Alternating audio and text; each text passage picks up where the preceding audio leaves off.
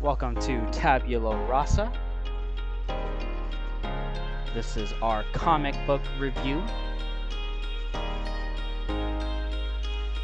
Based off of these categories, I'm going to give it a star.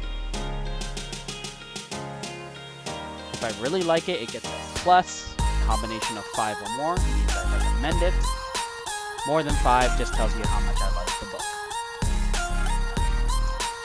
Do the YouTube thing, and here we go. Ciao, everybody. So, the Star Wars franchise is no stranger to controversy. From the original trilogy, the prequels, the new sequels, the Clone Wars, the animated series, and the High Republic is no exception. So, how has the reception been? Well, at the very least, it hasn't been touted as much of a success when you compare it to the show like The Mandalorian or the new Clone Wars recently, or even The Bad Batch. It's been lukewarm at best. The idea is good enough. You get stories from before the Republic, you mix in some knightly themes, and voila, you have a new set of lore to be explored. But that is a fine line to cross as you can only play within the box, right?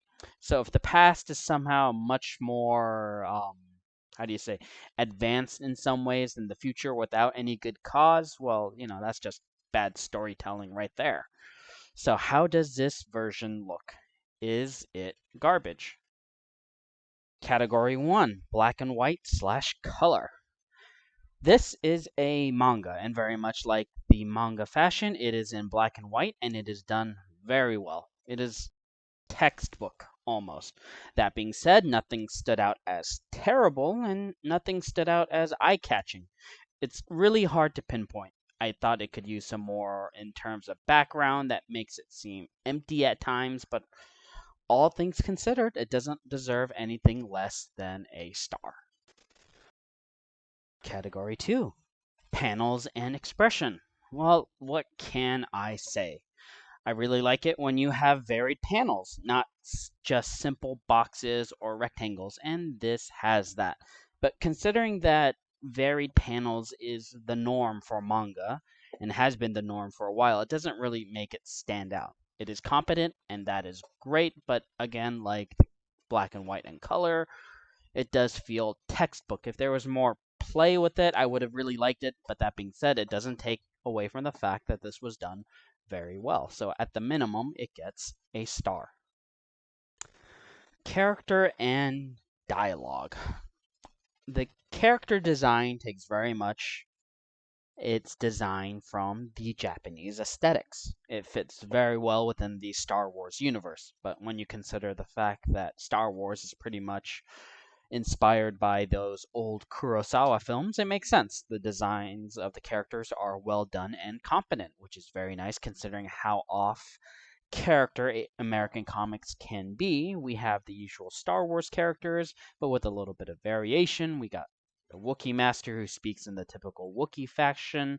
We have the younglings, we have the Padawan, we have the badass masters. Lily, our main character, looks something straight out of a shoujo manga heroine. So, not much to complain there. The dialogue is serviceable. It is competent. The art feels like it needs more pizzazz, but that's kind of a nitpick thing. But it would be too much. Personally, I think would it be too much to ask for the Wookiees and the droids to have like translations for them to speak? I know it's kind of the thing where it's like, oh hey, yeah, you know, other people can understand them, but you can't, so that's kind of the joke. But in this, it kind of just takes away from the story. Like it's just there to be like, there. But does it deserve a star? Well, I give it a star plus, but that's just because I really like the look of the main character. Everything else is done competently. Themes and expression. Here we have the themes of self doubt and competence, themes of balance, of when to use violence. It's all there. Your typical Star Wars themes. And say with me, it's competent. We have a mystery set up, but nothing here really feels that deep. But it is the first volume, so it could just be that everything's setting things up. but it's there, and again, it's competent, but again, nothing too deep, so for that, I'm just gonna give it a star. Plot and execution. Whoopsies. So we have a mystery that's been set up.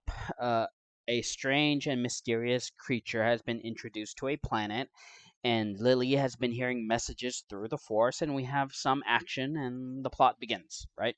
We also have a side plot of the younglings and the Padawan and their growth as well. So where it goes from here, who knows? Will it be good? Well, we'll find out. So far, it's a star. Beginning, middle, end, plot, not that much. It's competent. What more can I say?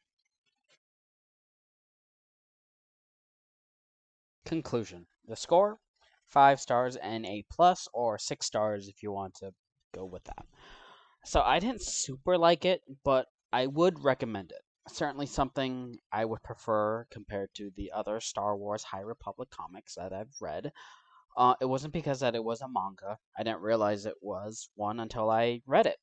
You have to swipe right instead of left like most comics, and that threw me off a bit. So I was looking through Comixology, not sponsored, and the cover caught my eye, namely Lily's lightsaber. It had a guard on its hilt, and that caught my attention. Then I saw the design of the character and thought, hey, this looks pretty good. And I bought the book. And I have to say that I don't feel that my money was wasted on it. This goes to show that pretty much anything can grab one's attention when looking for comic books. And this book is pretty long, but the pacing matches more of what you would see in a Western comic book. And I think that pacing is to its detriment. I don't know if it was because of the other author, Justina Ireland, trying to focus on progressing the plot forward, or if it was Shinya trying to fit in with the more Western aesthetics. But I felt that in this area of pacing, it lacked the polish. It just trudged along, and any sense of tension or joy or emotion felt like it just lacked impact.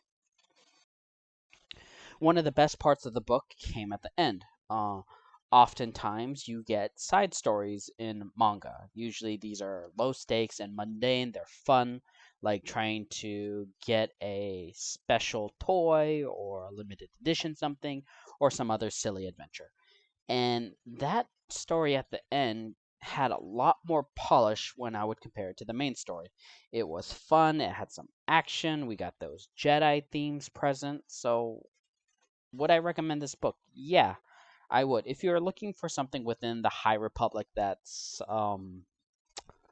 not so controversial, and that's putting it mildly. But that being said, probably only within that narrow scope. Would I recommend it outside the Star Wars fandom, or even within certain Star Wars fandom? Maybe, maybe not. Who knows? Um, it does bring up a specific worry, and that's just for me. I don't know if anyone else thinks this way, but because it was made in Japan, it's one of those things that I feel like it can be easily cut if it doesn't make the money or if it doesn't have the impact it does. And who knows, maybe this will be a hidden hit and we'll get something out of it. But considering all the factors it probably won't. And that's kind of a shame. Thank you for making it this far. I hope you enjoyed the content. If you do want more, do the YouTube thing and feed the algorithm. I hope you're having a good day or good evening. Ciao, everybody.